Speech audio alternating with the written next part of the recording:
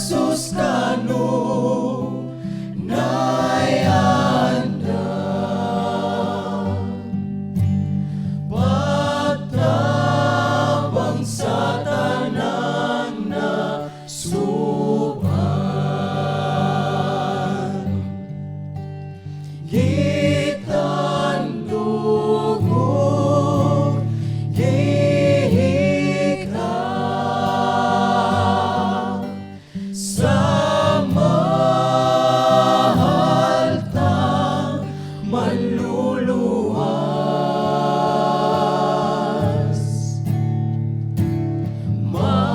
matud niya magan tuslang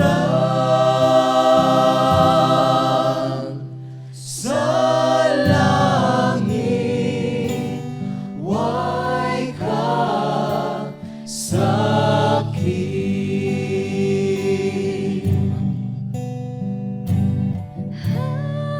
Jesus akong ikablagan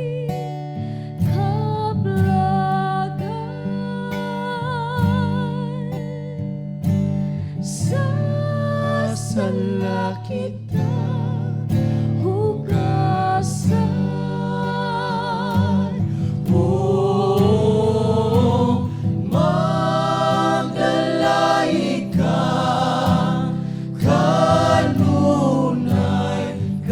kanunay maglipay saway katapusan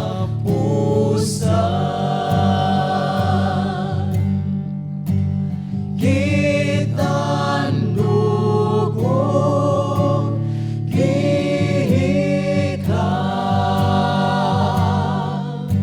sa mahal tang manluluwas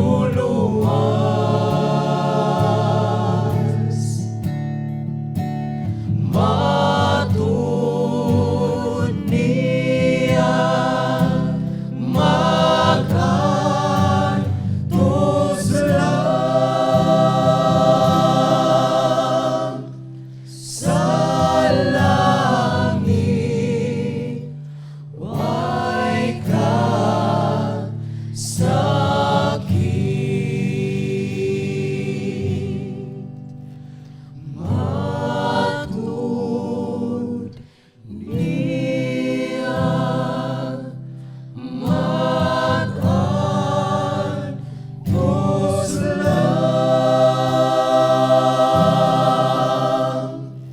sa langit way ka sakit.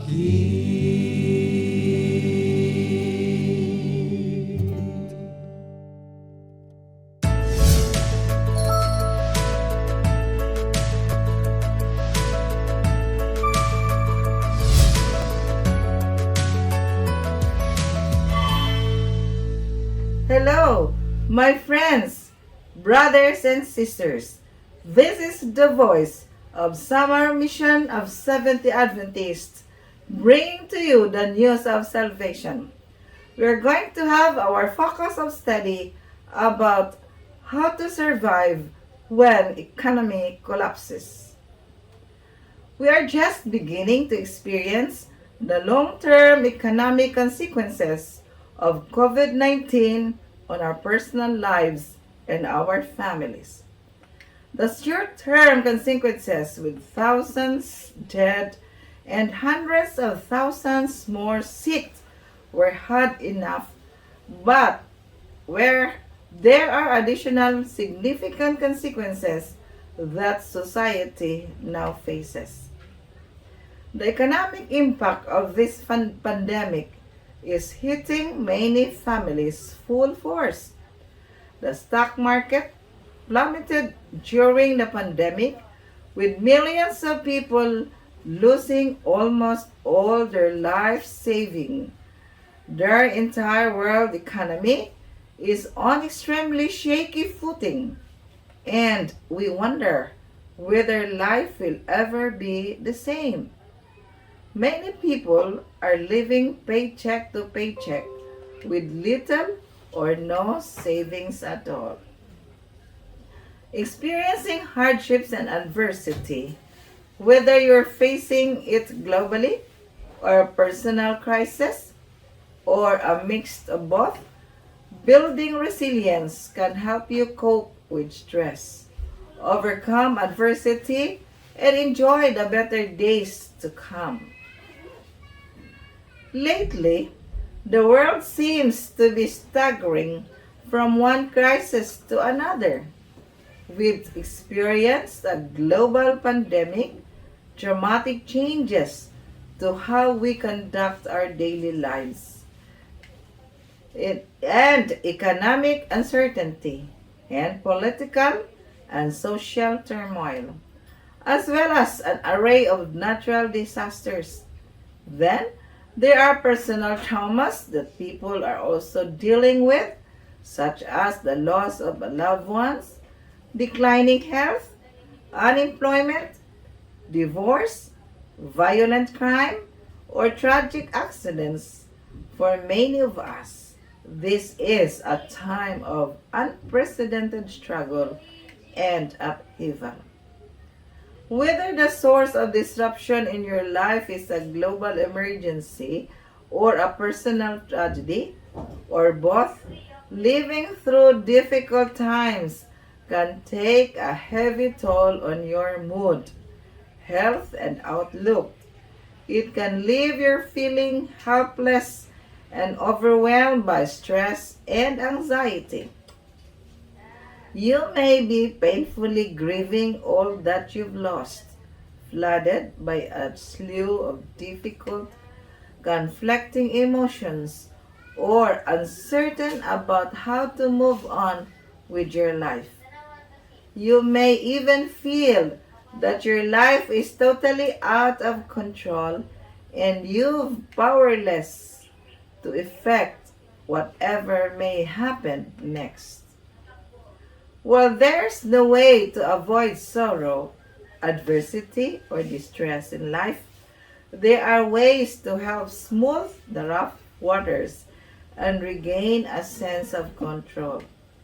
Resilience is the ability to cope with the loss, change, and trauma that have been inevitable parts of life, even before these extraordinary times. Building resilience can help you better adapt to life-changing events, cope with turbulent times, and bounce back from hardships and tragedy. Confronting the issues, we are now going to ask these different questions, how we are going to answer this. First, what impact will all of this have on our personal finances?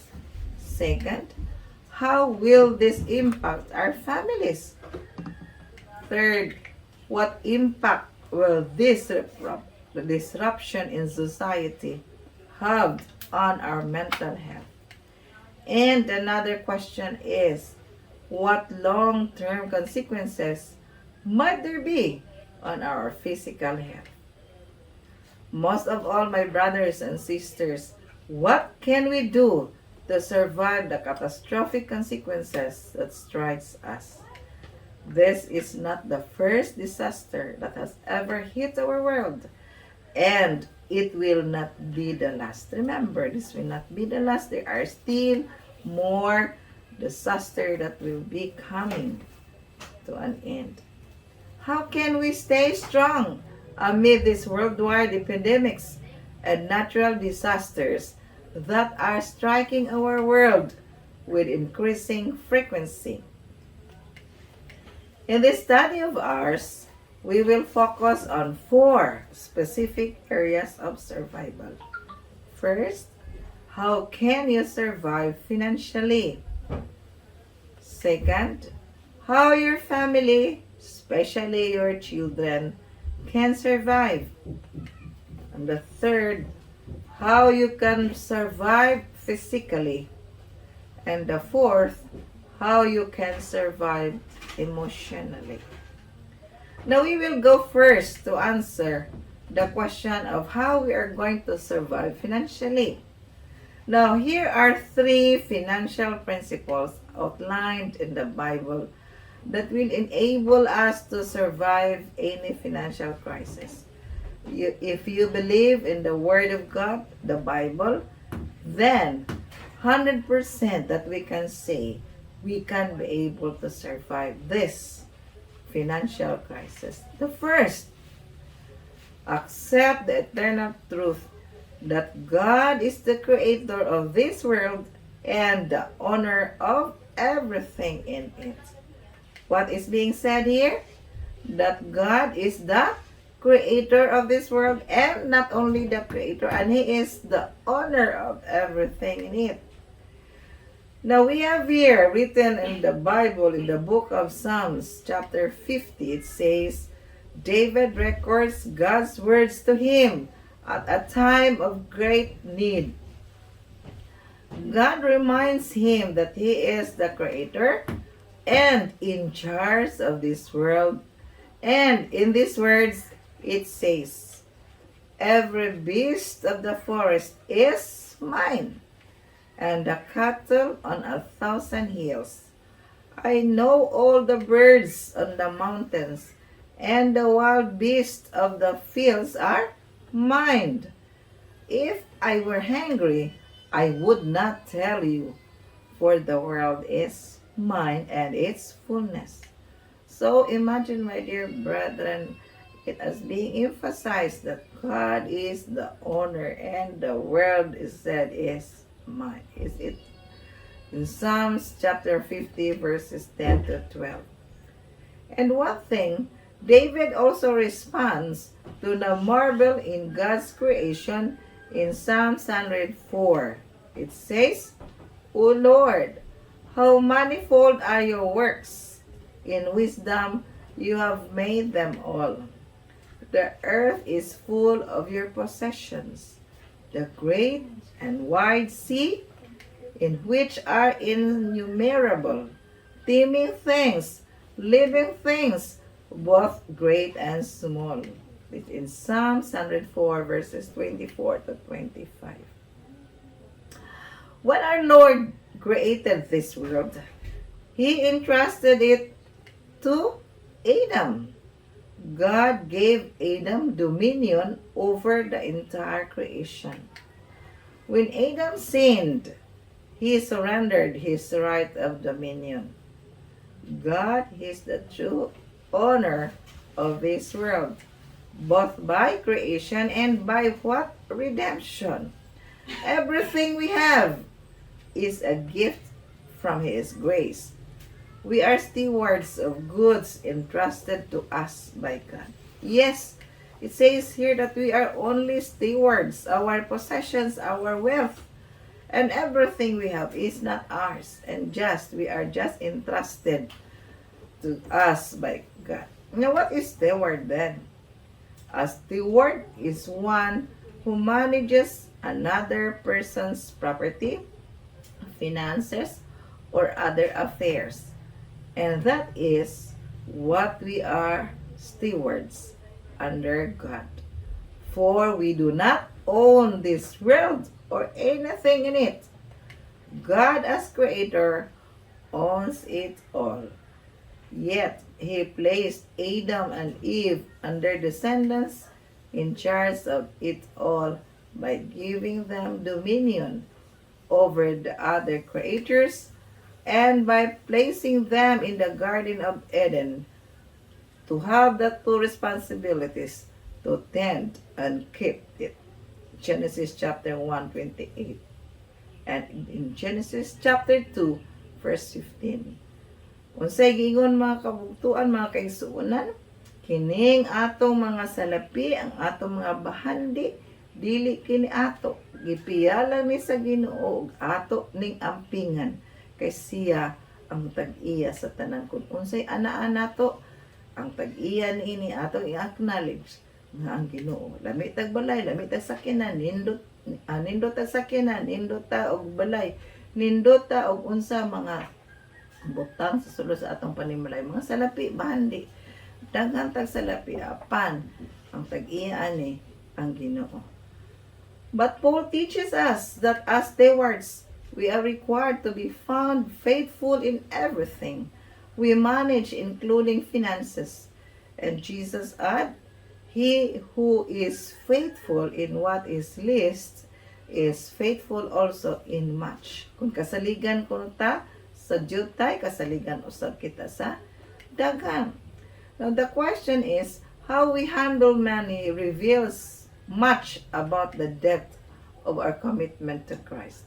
So giunsa nato pagdala o pagdumanda sa atong bahandi, depende na magapakita na kung unsa kalalom o kadako sa atong commitment diha sa Ginoo. Second principles, how to survive financially. Believe that the God who created you and redeemed you cares for you and will provide you. In the promise given to us in the book of Philippians chapter 4 verse 19, it says, we have an eternal pledge. And what is that pledge? And my God shall supply all your need according to His riches in glory by Christ Jesus. Unsa ko no? Ang Ginoo maghatag kanato sa tanan natong gikinahanglan sumala sa iyang kabahandi o sa himaya nga diha ang Ginoong Hesus. To all who are faithful stewards, God gives the assurance of supplying their needs. So if we are just faithful to God and be obedient to Him, to follow His commandment, we have that assurance. And what is that assurance? Supplying the needs of God's children are already underwritten by the bank of heaven. Jesus stated, therefore, do not worry, saying, what shall we eat, or what shall we wear? Because the promise He has given to us in Matthew 6:33, it says, but seek first the kingdom of God and His righteousness, and all these things shall be added to you. Matthew 6:31-33. Imagine, what is the condition first before giving us the things that we need? Everything. All. Not half, but all. And the condition is, we have to prioritize God first. Seek ye first God and His righteousness, and the condition after which He will be giving to us all our needs. A pandemic does not eradicate the promise of God, nor COVID-19 has not erased the assurance of God's eternal word. The coronavirus need not cause a crisis of confidence in God's ability to solve our problems and provide for our needs. It can lead us to deeper faith. Again, it can lead us to deeper faith, create trust, and more secure confidence in God. So no problem with these different pandemics, this COVID-19, this different disaster. It just shows that we have to trust God. Amid our greatest challenges, God's promises are still there. The very essence of the Christian life is trust. Again, may I underscore this word. The very essence of Christian life is what? Trust. It is in trusting God that with our finances, our health, our time, and our very lives, it is faith that the living Christ was provided as salvation through His grace and power, through His Holy Spirit, will fulfill His promises to supply our needs. It is trusting, even during a global pandemic that may touch our lives and the lives of those we trust, we love. When we trust God in trying times, it gives God opportunity to do for us, yes, exceedingly abundantly above all that we ask or think. In Ephesians 3:20, we have that promise. It opens the door of our hearts to receive His abundant blessings. Faith enables the riches of heaven to flow into our lives from His abundant storehouse of grace. God is still in control in every crisis. Unsa kuno mga kaigsunan, makabugtuan, mga kaigalaan, ang ato lang gikinahanglan nga karon nga kapanahonan sa pandemic sa kalisod ug unsa nga mga klase nga problema, ang pagsalig lang gyud sa atong Ginoo nga manunugos. Third principle, in order to survive financially, choose to reorder your priorities in view of the coming of Jesus. Usa may giingon sa Biblia mga kaigsunan, the Bible makes some remarkable predictions regarding an economic crash during the last days of Earth's history. The greatest treasure we can have is a personal relationship with Jesus. Ang ato ra gyud ang gikinahanglan ni ining kapanahonan karon sa pandemic, ang atong personal nga relasyon diha kang Ginoong Hesus, the pearl of great price. He offers us abundant joy, inner peace, and lasting satisfaction. The fleeting pleasures of this world are soon to pass away.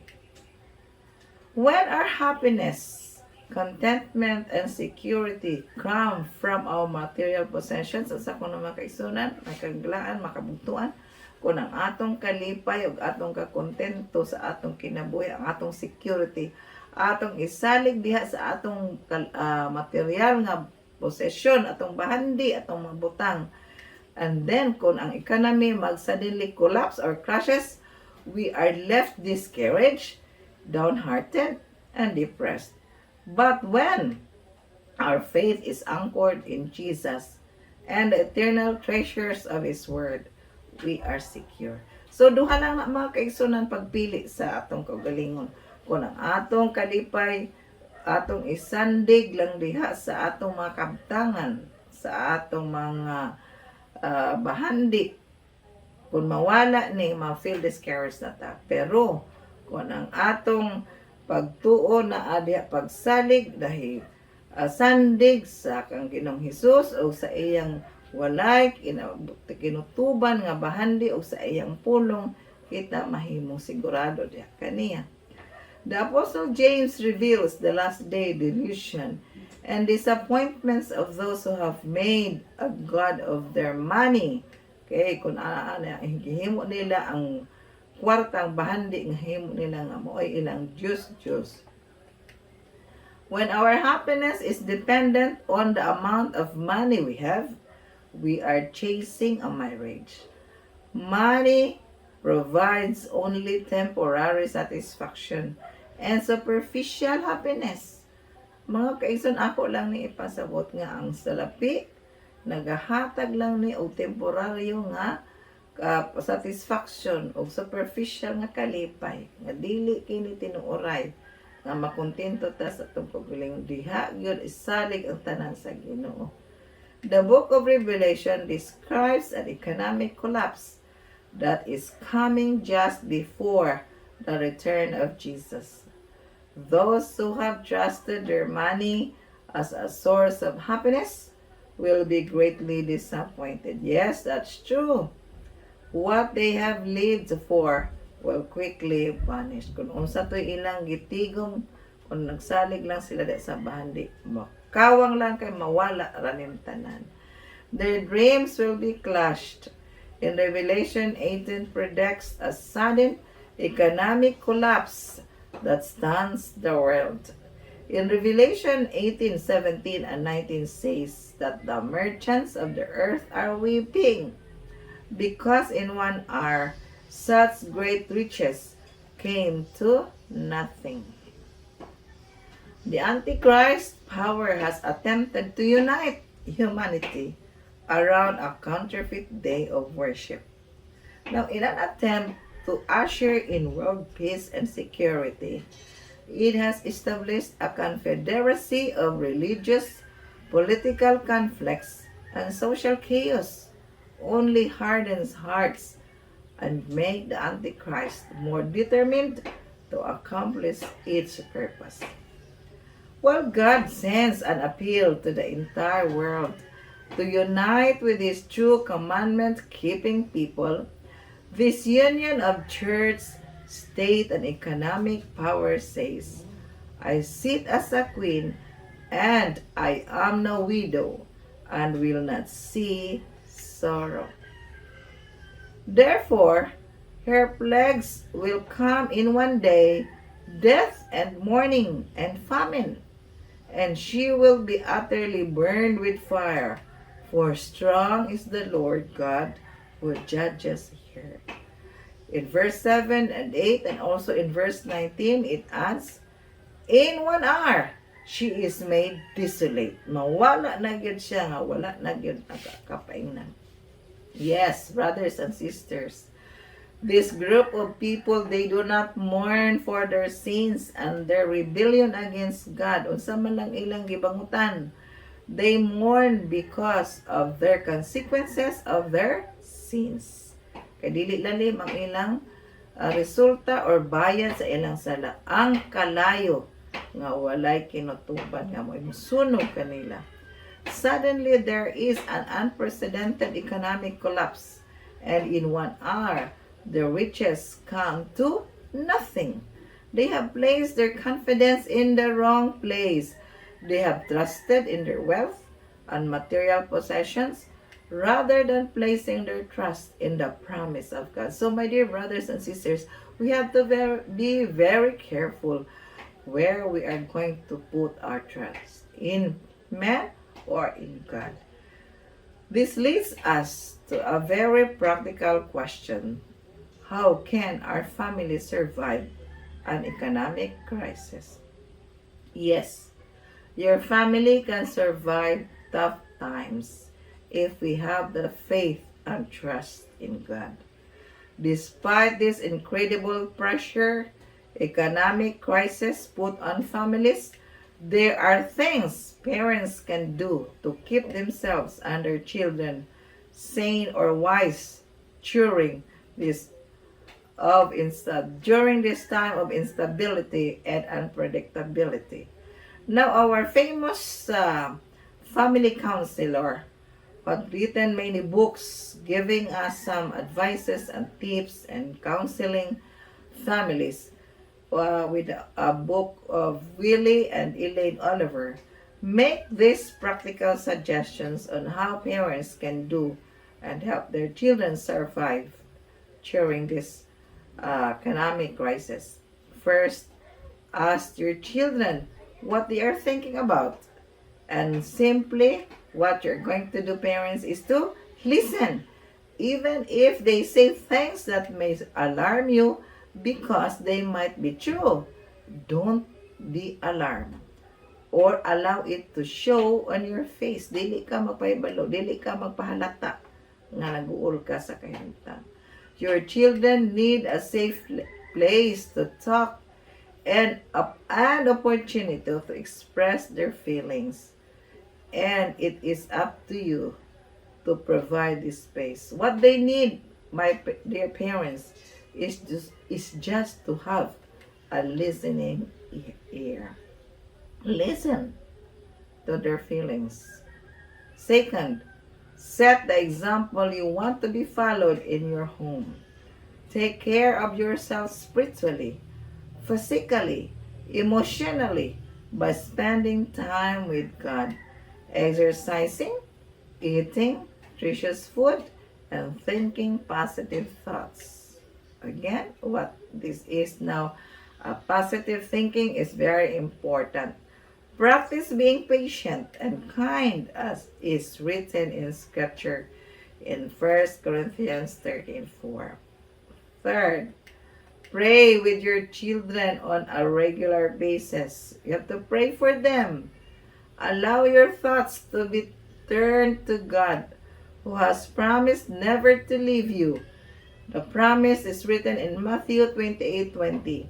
And the promise also to keep you in perfect peace in Isaiah 26:3, and to provide all your needs in Philippians chapter 4 verse 19. Now, the third question that we are now having to focus is how to survive physically during tough times. When our finances are in serious trouble, it takes a toll on both our own physical and the physical health of our families.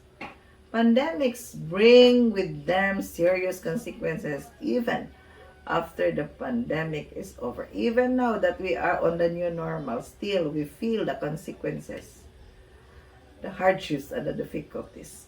Researchers have clearly shown a correlation between poor health and declining lifespan for months, if not years, after a major influenza or some other catastrophic health crisis. They have also discovered basic health principles to enable us to survive in times of crisis. Most deaths during the COVID-19 pandemic were from those having such pre-existing conditions as heart disease, hypertension, high blood pressure, diabetes, or obesity. Simply put, the stronger your immune system, the greater your possibility of surviving a pandemic. So the better your physical health when the crisis breaks, the better your possibility of surviving. So it is very good to have a healthy body. Therefore, the responsibility of the individuals during the COVID-19 pandemic lies in making our own effort to choose a healthy lifestyle. And what is this healthy lifestyle? Eating what diets high in fruits and vegetables. Exercise during free time. Try to maintain a healthy weight and get an adequate amount of sleep. In addition to taking care of one's dietary intake, the collective responsibility of individual is to avoid the spread of misinformation related to nutrition and dietary intake and the COVID-19. So in order to maintain the healthy lifestyle, there are 8 recommendations to consider as survival guidance for any health crisis. And what are these recommendations? Number 1, try to eat well-balanced meals. Oh, my brothers and sisters, this is very important. Eating a well-balanced meals, complete and with all the necessary nutrition. 2, avoid irregular snacking. So, in other words, no eating between meals. Okay? No eating between meals. 3rd, choose food rich in vitamins. Vitamins A, C, E, B6, B12, zinc, and iron, such as citrus fruits, dark, green, and leafy vegetables, nuts, and dairy products. 4th, maintain a healthy lifestyle of exercise at home. Even though just giving a set of time for exercise, that's good enough for us to maintain a healthy lifestyle. 5th, get adequate sleep. So sleep is very important in order for us to have a healthy body and a healthy mind. 6, spend time meditating. So we are being admonished to read the Bible, study God's Word, and talk to God. We have to pray. That is giving time to meditate upon God's Word. And 7, avoid smoking, alcohol, and drugs, because this body is the temple of God and we have to keep it fully under our care. And the last, 8, don't buy into quick and scientific miracle cures. What is God's intention for each one of us? God's intention for you is to both survive and thrive during times of crisis. This is why He says, I pray that you may prosper in all things and be in health, just as your soul prosper. That is in 2 John chapter 2. Although we live in a broken world of sin, suffering, and sickness, and we cannot always avoid disease, God's intent is for us to, as far as possible, live healthy lives. As we make positive choices, our immune system will strengthen and our health will improve. It is never too late to begin making the best possible health choices for ourselves and our families. So, my brothers and sisters and friends, now that we are now going to the fourth focus on our study, how to survive emotionally during tough times. First, we have now the steps or the alternatives and the guidelines and advices of how we can be able to survive financially, physically, and now we have the emotionally. Now, this is very difficult and very hard to cope up if we are now suffering from worry and anxiety. You know what? Worry and anxiety have gripped millions of people. They are afraid that the coronavirus or some other disease may strike them next. Hadlok sila kanini nga mga COVID ang ubang mga tao. Pagani sila naigo ang ilang una-una nag-una na. They heard about the rising death toll and trembled with fear. Kadungog pa lang gani, wala pa din ning abot na. Nangurog na. They were concerned about the children or grandchildren or elderly parents, and many of them still are, or possibly it's financial fear. Yes, tinuod na ang kahadlok na agyod kay ang galastuhan dili lali masakit mo nag-ingon sa ato nga advertise bawal magkasakit kay kung magkasakit dako ang gasto mabaligya na tanan nato makabtangan pala lang maningkamot nga kita mabuhi. But there is no fear on this. Many people are worried that they may not be able to pay their rent or their mortgage. They are concerned about a business that has closed and are fearful they will not have a job when this pandemic is over. Oh, my brothers and sisters, if you are more sensitive to emotional distress and are finding it difficult to cope with hardship or adversity, it is important not to think of it as some kind of character flaw. Dili na to naon nga mura ni o usak ka kinaiya nga dili maayo. While it's often difficult to imagine anything good coming out of traumatic experiences, building resilience can help you find any positives in the difficulties you've faced. Surviving hardships can teach you important things about yourself and the world around you. Strengthen your resolve, deepen your empathy, and in time enable you to evolve and grow as a human being.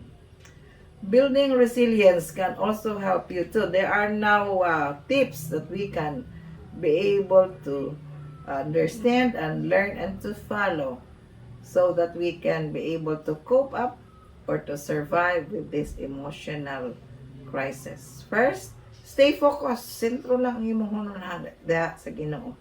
Flexible and productive in both good and bad times. Bisan sa kalisod o sa karuhay, still you have to focus. We can be successful. feel less afraid of new experience or an uncertain future. Fearless, naatay feel less kinahanglan nga magpagbation nato nga dili ra kaayo ta mahadlok, although bisang mahadlok ta pero dili kaayo. Nining mga bagong eksperyensyahan nato sa atong palibot karon sa kalisod o sa atong dili nato mahibaw-an sa ugma, because we have that promise that why worry when we can pray. Third, manage and tolerate strong emotions outside your comfort zone, even those you'd rather avoid, like anger or despair. So, kung naamang gani, maglago ta or masuko or ma-frustrate or ma-despair, maguol, ayaw lang nato, mo na dili lang nato ibutang sa atong huna-huna. Just relax, focus, strengthen your relationship, and improve your communication skills. Kinahanglan atong isulti ang atong mga bati, especially under pressure. Dili nato taguon sa atong dughan, sa atong kaugalingon, kung dili atong isulti. Asam nato isulti ngadto sa atong mga kagilaan. Bolster your self-esteem. Ang atong pagsalig sa kaugalingon, atong sa padako. Be confident you'll eventually find a solution to a problem, even when one isn't immediately apparent. You can develop and improve these qualities of resilience at any time, regardless of your age, background, or circumstances. At gyapon ma-improve bisan unsa ang atong edad, unsa na ta nga stage sa atong background, at gyapon ni ma-overcome. The following tips can help you face hardships with more confidence, better cope with these tumultuous times, and make it through the brighter, more hopeful days ahead. Now, we have here different tips, building resilience tips. Now, tip number 1, practice acceptance. Okay, unsa ko no?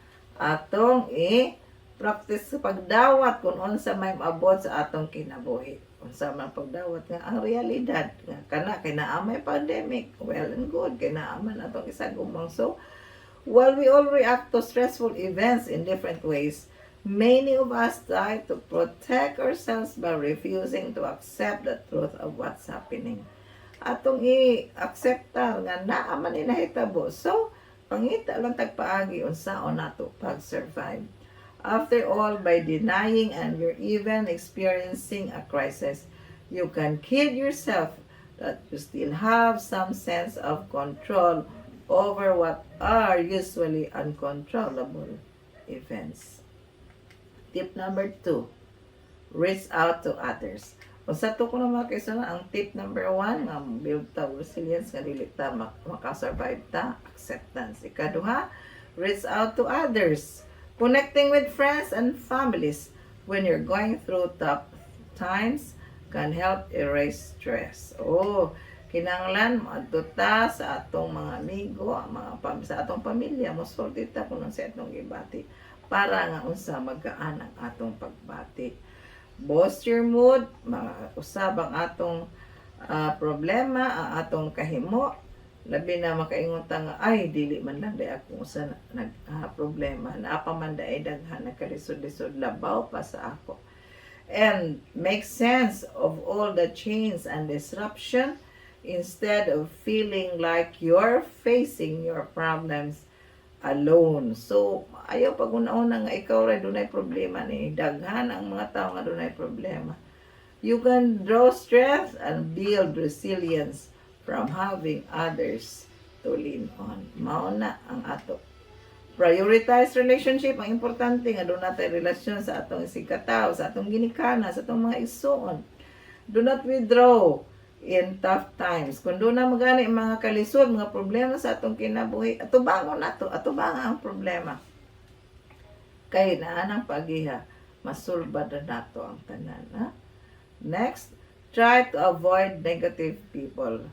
Okay, if possible, mga kaigsuonan, you have to avoid this influence of the negative people, because this will also make you negative.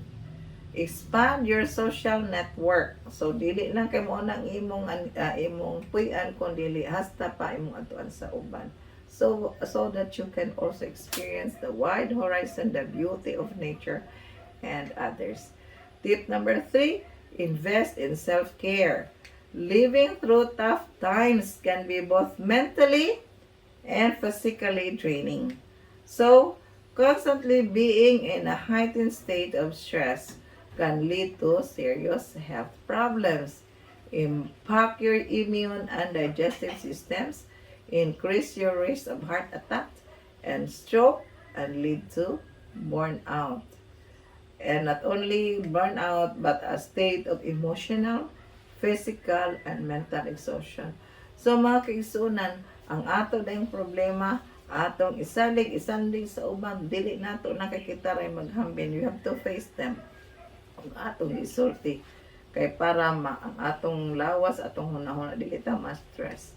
Since the body and mind are so closely linked, investing in self-care is an important part of building resilience and getting through times of great stress. When your body feels strong and healthy, so too with your mind. Okay, so tinuod na makaisunan ko na atong lawas ko no strong ug maayo. Ang ato pong una maayo, pero sakiton gani atong lawas, ato pong una sakiton. So dili maayo nga ato ning paamhan ang mga problema sa atong kinabuhi. Tip number 4, look for meaning and purpose in life. Kung sa may katuyuan sa imong pagkatao dinhi sa kalibutan, natawo ka tungod kay ang Ginoo dunay katuyuan sa atong tagsa-tagsa kinabuhi.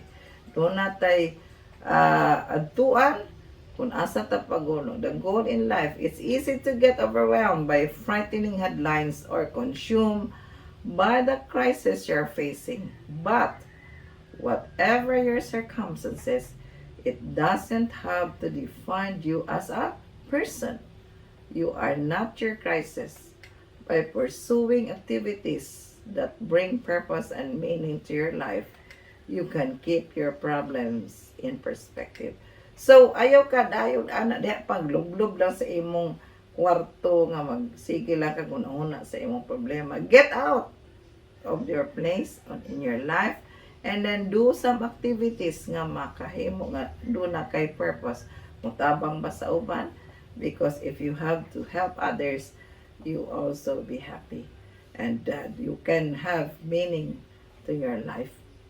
Isa pa, and overwhelming you and maintain your identity. Everyone is different.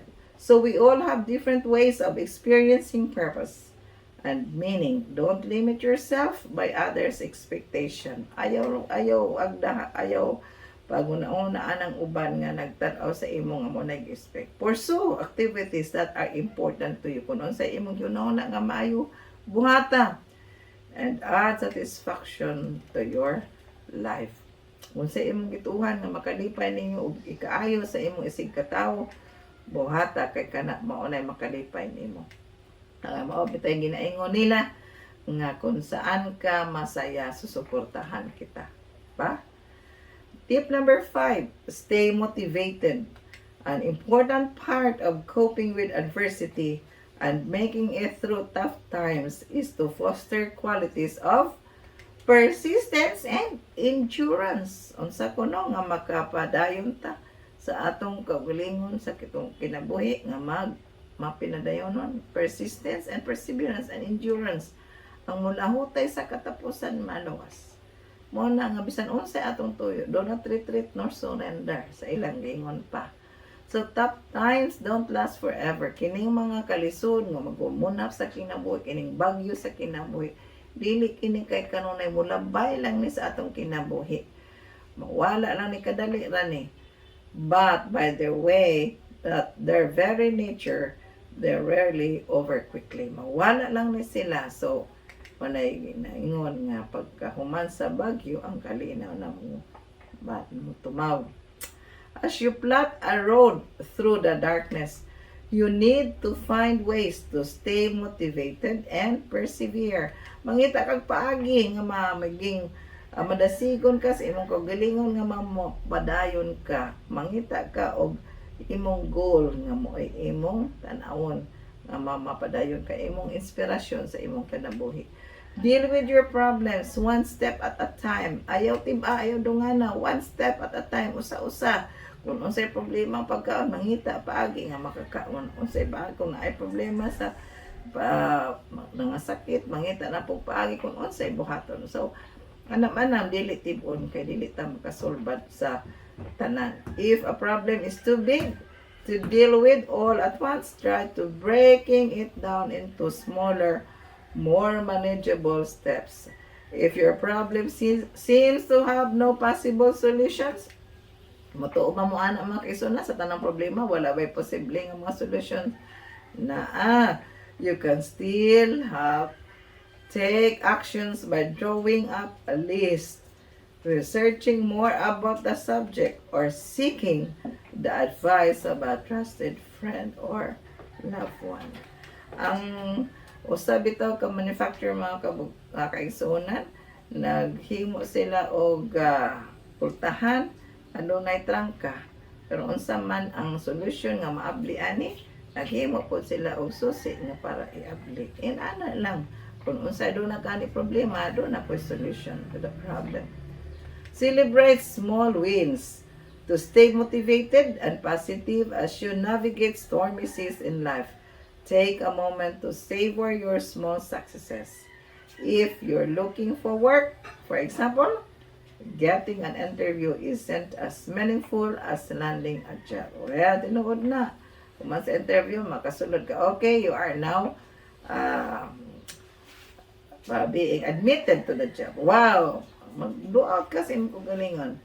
Kaya nga no, pahalipay ni. But it's a sign of progress. A step in the right direction. Not noting the small wins can give you a welcome break from all the stress and negativity you're facing and encourage you to keep going. So, importante yun mga kaisunan, keep going. Sige lang, padayon hangtod sa katapusan. No retreat, no surrender. In conclusion, the Word of God provides real-life examples of God's people in crisis and how they develop deeper trust in trying times. These biblical stories reveal eternal principles that are faith-building. So, kini mga istorya sa Bible nga atong mabatian mga kaisunan sa mga Bible characters nga ang ilang pagtuo na mo ni nakapa tubo sa ila kagalingon. They were written in another time. Nasulat ni sa unang panahon pero applicable ni sa atong panahon karon. They speak to us at this time and in this place. They were written centuries ago but speak with relevance to us in this 21st century, to a world devastated by a devastating death-dealing pandemic. Kining mga example nga gihatag nato sa Bible stories mga kaigsunan, mao po ilang nahitabo sa una, although they were written before, but this will serve as our inspiration nga ilang nahiaguman ni Anto naka labang ra sila sa mga kalisod. Mao po ni gisulat ni Anto, applicable po ni sa ato karon nga kapanahonan sa atong pandemic karon. Unsay giingon sa Ginoo nga saad sa ato ginihinumduman makaisan, ayaw ni wala sa inyong mga pangunahuna. Remember, God is still in control in times of crisis. Again, God is still in control in times of crisis. At the time of this catastrophe, Isaiah wrote, "In the year that King Uzziah died, I saw the Lord sitting on a throne, high and lifted up, and the train of his robe filled the temple." Isaiah chapter 6 verse 1. Now in the midst, we have here the description that in the midst of a crisis, heaven's throne is not vacant. So dili sa panahon sa crisis mga kaigsunan, wala gyud mabakante ang trono sa Ginoo. God reassured his people that He was still in control. He was still sovereign. The crisis did not catch God by surprise. Kabalo siya ni ining mga kahimtangang paghinabo sa atong kapanahonan karon. God has not left us alone in times of our greatest crisis. Wala ta niya biyai. Pandemic rages, but God is still on His throne. Naa siya diya, naglingkod gihapon sa trono, nagbantay ka nato. Nagtabang ka nato. COVID-19 has ravaged the land, but in these trying times, we can learn lessons of trust. Ang importante makaisunan ang pagsalig lang yun nato diha sa Ginoo, wala lain sa material nato nga kaptangan, sa uban pang bahandi nato dili nimo ay makapahatag og paglaom sa atong kinabuhi. Doon natay dakong paglaom diha sa Ginoo.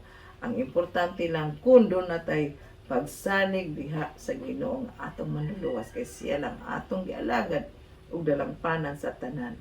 Unsa pa, when fear gives way to trust, unsay giingon niya, peace floods into our lives. Ang kalinaw manaa sa atong kaugalingon kung kita dunay kahadlok. Nagaingon sa Isaiah o sa kaprofeta nga nag-assure siya sa mga katawhan sa Ginoo. Is the prophet Isaiah the prophet reassured God's people with a powerful promise. And what is that promise? When disease ravages our land, when our bodies are racked with fever, when life seems to be falling apart, remember, we can still trust. We can trust that through His Holy Spirit, God is with us. He is strengthening us, encouraging us, supporting us, giving us hope of a better tomorrow, pointing us to the day when sickness, suffering, and heartache will be no more. Brothers and sisters, this is our appeal to you, that no other person, no other people that we can trust, only God Himself. This is my prayer, that we can all be happy together in that heavenly kingdom prepared for the righteous ones. Thank you for listening, and God bless.